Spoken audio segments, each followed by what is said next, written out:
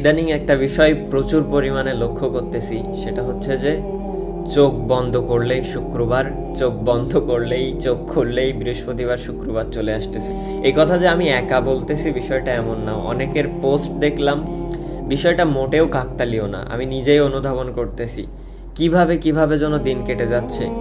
এই এখনো মনে আছে গত শুক্রবারে কখন নামাজে গেছিলাম, কি করতেছিলাম, দেখতে দেখতে কালকের দিন পর আবার শুক্রবার।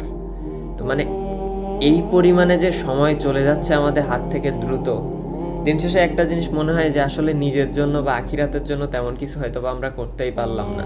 দুনিয়াবি চিন্তাধারা, এটা যাকেই বলি না কেন, আমি নিজেও দুনিয়াবি চিন্তাধারা বাদে আর কোনো কিছুই নেই। জানি না কি হবে, আল্লাহই ভালো জানে।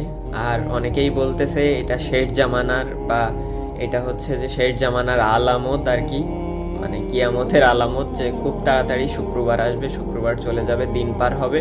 আসলেই হচ্ছে, মানে দিন কিভাবে যেন কেটে যাচ্ছে। সকালে আমি অফিসে যাই, দেন বিকালে আসি, এসে ঘোরাফেরা করে খাওয়া দাওয়া করে ঘুম, দেন হচ্ছে যে আবার একটা দিন শেষ ওইখানেই।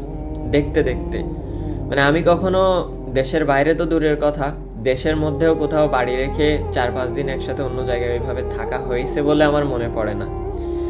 তো দেখতে দেখতে কেমন 44 দিনের মতো কেটে গেল। মানে ভাবা যায় 44 দিন, আর শুক্রবারগুলো কিভাবে কিভাবে পার হচ্ছে।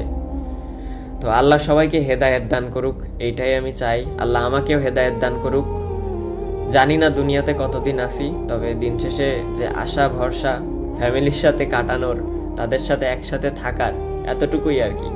সো একটা জিনিস কিন্তু ভালোই হচ্ছে, দিন কেটে যাচ্ছে। আমি জানি না কতদিন বাঁচবো, তবে দিন যেহেতু কেটে যাচ্ছে, হয়তোবা একটা বছর দেখতে দেখতে কেটে যাবে, বাসায় ফিরতে পারবো, আল্লাহ ভরসা আর কি।